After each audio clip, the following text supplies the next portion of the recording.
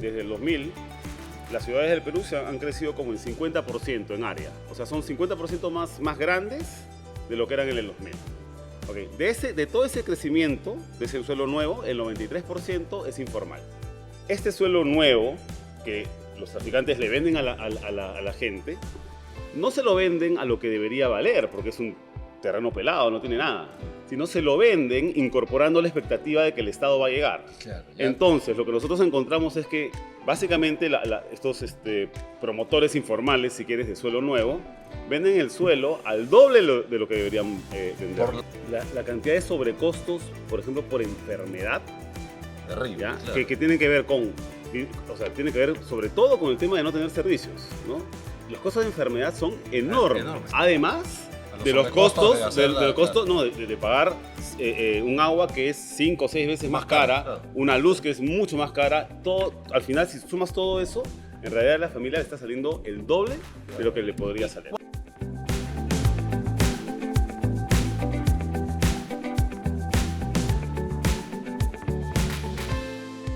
Hola a todos, muy buen día, yo soy Ivo Tomasevich, es para mí un placer darles la bienvenida a este nuevo episodio de su podcast Hablando con Propiedad, un espacio donde vamos a tocar todos los temas concernientes al sector inmobiliario. Hoy tenemos un tema interesantísimo, la informalidad urbana. Estamos con Álvaro Espinosa, investigador de GRADE. Álvaro, ¿cómo estás? Sí, ¿qué tal? ¿Cómo estás? Se hizo un estudio el 2019 respecto de la informalidad con GRADE y se ha hecho una actualización el año pasado, ya así es, más por el tema de autoconstrucción, entiendo. Así es. Oye, ya hemos hablado en otro episodio del tema de la informalidad. Claro, hacer vivienda en el Perú tiene sus complicaciones, ¿no? Hay parámetros, hay mucha permisología, en fin, y los portales tienen años en esto, pero hay muchísima informalidad, lo hemos hablado. Yo te quería preguntar, antes de hablar de los detalles del estudio, Álvaro, ¿cuál crees tú que es el origen del problema? ¿Por qué dirías que hay tantísima informalidad en este país? Ya no te hablo a nivel nacional, digamos, en el tema de la vivienda. ¿Por qué crees que hay tanta informalidad? Bueno, mira, una de las razones es claramente que todo es informal en el Perú. Entonces la gente está acostumbrada a solucionar sus problemas. Es un país informal, pero, ¿no? pero es porque la gente no tiene otras opciones, otras formas de hacerlo. En el caso de vivienda, la cosa es bien clara. Mira, cada año en las ciudades del Perú se forman más o menos 150.000 hogares nuevos. ¿Ok? Tienes 150.000 hogares nuevos que quieren casa. Ahora, ¿cuántas viviendas formales se producen al año? 50.000. Seguro, claro. Y de esas 50.000, 10.000 son viviendas sociales. Entonces, si tú tienes una demanda cada año de 150.000 familias que necesitan casa y solamente hay una oferta de 50.000, ¿qué hacen las 100.000 que están faltando? ¿Qué opción tienen?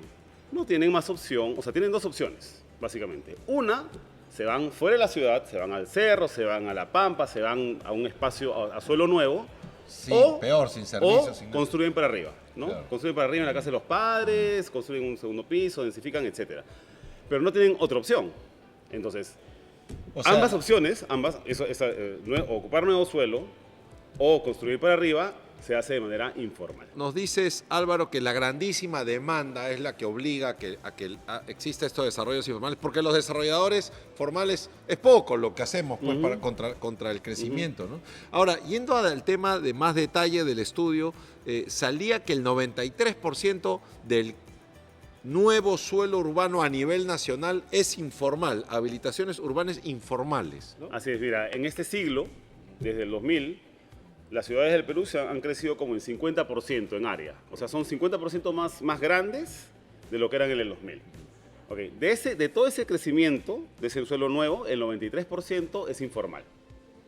El 93% es informal. Y solamente el 7% son habilitaciones formales, son proyectos de vivienda. Quiere decir que ese 93%, Álvaro, no cuenta con electricidad, agua, mucho menos alcantarillado. Así es, no cuenta con nada de eso, es simplemente esta gente que necesita, esas familias que necesitan dónde vivir, que no tienen dónde porque no hay oferta, y entonces, bueno, se van a ocupar nuevo suelo, ¿no? Y claro. Y ese suelo obviamente no está habilitado. Y mucho menos etcétera. van a tener título de propiedad. No, claro que no. Sin embargo, hay que mencionarlo. Todas estas personas que van a este nuevo suelo urbano, que van a ocupar un suelo que no está habilitado, que no está listo para tener viviendas, lo hacen sabiendo Claro. Que en el futuro, en unos años, el Estado va a llegar y te va a poner el agua, te va a poner la luz, te va a poner te va a dar un título de propiedad. O sea, el ¿no? Estado trata de suplir, pues la gente que ya está Es viviendo tiene que... la política real del Estado peruano desde los 60s en el tema de vivienda y de expansión urbana es, mira, ocupa y Claro, después, yo te después digo yo una cosa. voy a ir remediando. ¿ya? Estas- ¿Sabes cuál es el problema? No, pero es importante mencionar esto. ¿Sabes cuál es el problema con esa lógica? Está fomentando. Es que los traficantes de suelo, Tal cual. ¿ya? La gente que vende estos terrenos, porque no es que nadie vaya y ocupe, Es y una mafia, invada está libremente. organizado, Acá lógicamente, las claro. invasiones de los 70, eso no existe en el Perú. Acá todo el suelo nuevo es vendido, ¿ya? Y es manejado por algún tipo de broker, ¿no? De intermediario, que es el que vende ese terreno, ¿no? Que va desde, digamos, desde traficantes, propiamente dichos, delincuenciales, hasta empresas que parecen formales, pero que no son y que hacen lo mismo. Hay de todo. Claro, están organizando la informalidad, ¿no? Están con un discurso donde, claro, hay gente que no tiene el recurso y cae estafada, pero por la grandísima demanda, como bien dices, Álvaro, de vivir, ¿no? O sea, Pero ahí hay una cosa más, ¿no? Y es que este suelo nuevo que los traficantes le venden a la gente, no se lo venden a lo que debería valer, porque es un terreno pelado, no tiene nada, sino se lo venden incorporando la expectativa de que el Estado va a llegar. claro, ya- Entonces, lo que nosotros encontramos es que básicamente estos promotores informales, si quieres, de suelo nuevo, venden el suelo al doble de lo que deberían vender. Oye, Álvaro, y esta dinámica, digamos, que comentas de el organizador informal, mafioso que se encarga de este tema, luego para el Estado es un costo carísimo, ¿no? O sea, el Estado peruano es un Estado pobre, no es que tenga, pues, ni siquiera sabe recaudar bien. ¿Cuánto cuesta esto o de lo que intentan pagar? ¿Hay un cálculo estimado por familia? ¿Por cómo se estima? Sí, hay varios cálculos. Mira, en realidad este esquema, este modelo, es carísimo para todos, ¿ya? A la familia, ¿no? Llegar a tener su casa, digamos, después de que además demora 20 años. Claro, porque ¿ya? no llega el servicio, primero Así no hay es, ¿no? ni de dónde sacarlo. Le cuesta al final el doble de lo que debería costarle. Primero, le sale más caro. Segundo, y esto es una cosa importante, la cantidad de sobrecostos, por ejemplo, por enfermedad, Terrible. ¿ya? Claro. Que tienen que ver con, o sea, tiene que ver sobre todo con el tema de no tener servicios, ¿no? Los costos de enfermedad son enormes, enormes, claro. ¿ya? Y el costo por enfermedad no solamente es lo que la familia tiene que gastar para curar al enfermo, son los días que se pierden de trabajo, ¿ya? Y es lo que el Estado tiene que gastar por el CIS o por lo que sea para atender. Esos costos son gigantescos, ¿ok?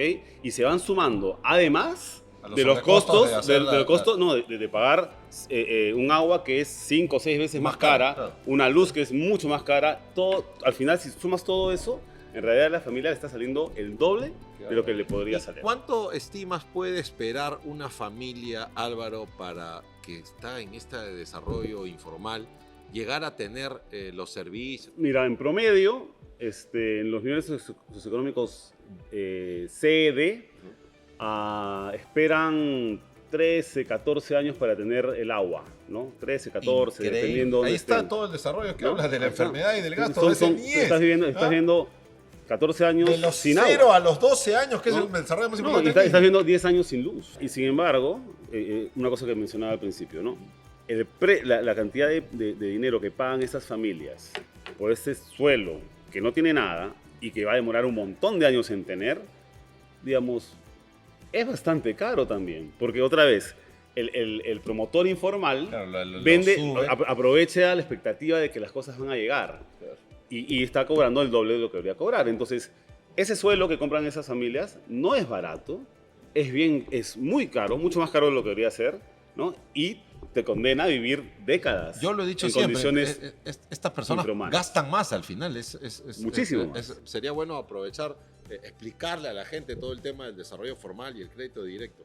Y te iba a hacer ya una pregunta, Álvaro, perdóname, respecto de la nueva actualización del estudio, la que se hizo en Ujú. 2020, el año pasado. Sí. Ya es específica a otro tema, es el tema de la autoconstrucción. Es Coméntame un que poco. es lo mismo, ¿no? Ok. O sea, si tú ves una cosa, a ver, estos 100.000 hogares que cada año están buscando ¿Dónde vivir? vivir y no tienen oferta, no hay dónde, ¿no?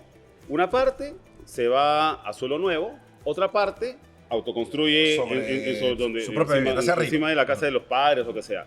Pero en los dos casos construyen la vivienda. Claro. En los dos casos se autoconstruyen, ¿no? Y entonces es tal el tamaño de este problema que el 71% de todas las viviendas que existen actualmente, todas las que se construyeron desde que, no sé, se fundaron las ciudades hasta ahora, si sumas todos, el 71% son autoconstrucción. Autoconstrucción. O sea, han sido autoconstruidas o están siendo autoconstruidas. ¿Cuánto 7 de riesgo? cada 10. ¿Cuánto riesgo, cuánto peligro, Álvaro? Porque mucha de esa autoconstrucción también se hace sin los debidos estudios, digamos, de suelo, Mira, según nosotros hicimos un índice para ver cómo construye la gente. Maestro de obra, Solamente el 11% de las viviendas autoconstruidas tienen estándares aceptables. Dios mío, es El increíble, 11%. claro. Porque la gran mayoría no tiene estudio de suelos, no tiene Si no planos. tiene estudio de suelos, ¿cómo tiene cimientos? Sí, claro, claro. ¿Cómo se Entonces, puede? y no Increíble. tiene planos, no tiene supervisión profesional, no tiene nada. Es simplemente construyame. Y es más, no solamente eso, sino que se construye por partes. Construyes una parte, después otra parte. Claro, claro, la necesidad. No, sin tener una lógica estructural completa, y entonces al final terminas con serios problemas, ¿no? Muy Entonces, claro. al final de cuentas, las familias van a gastar mucho más dinero del que deberían, 100.000 soles más, un poco más de 100.000 soles Y más de lo que arriesgando deberían su gastar salud, ¿no? Como decías. para vivir en condiciones muy malas por 20 años y al final tener un producto, una vivienda que en el próximo sismo quizás se caiga. La gran demanda obliga y hay precariedad, o sea, muchas empresas proveedoras de servicios en provincias, no hay saneamiento, entonces el Estado no invierte, la empresa privada está condenada no solamente a ser formal, porque nosotros no podemos hacer desarrollo informal, hay que cumplir todos los parámetros, sino además a pagar la infraestructura. Y ese es un tema central en realidad. Si tú necesitas producir 100.000 viviendas más al año para que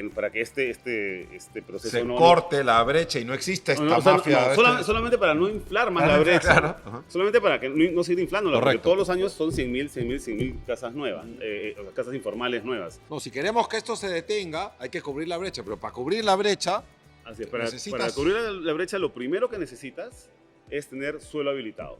Mucho más suelo habilitado. Muchísimo más de lo que se necesita ahora, ¿ok? De lo que tenemos ahora, perdón. Y para que haya suelo habilitado, ¿qué significa? Significa que, digamos, la empresa encargada del agua, por ejemplo, tiene que llegar hasta ahí. No tiene que construir todas las conexiones, pero tiene que llegar hasta ahí el agua para que de ahí se pueda jalar. Lo mismo con la luz, lo mismo con todo. ¿Ya? Que eso va a traer la y eso zonificación y lo, va a hacer que se pueda eso lo desarrollar. tiene que hacer el Estado porque el Estado es el que maneja esas cosas, ¿no? Y entonces tú dejas, y además tienes que también zonificar para que sea ese un espacio de Habilitable. habilitación urbana y de expansión urbana.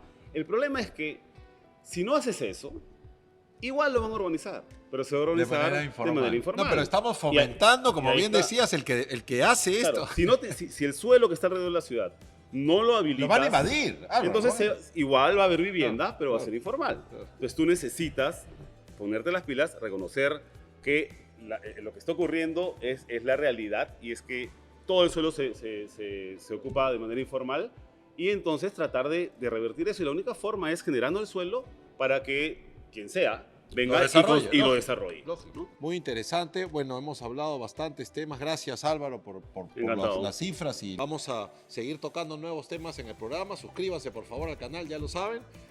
Así que, sin más, muchísimas gracias. Chao, nos vemos pronto.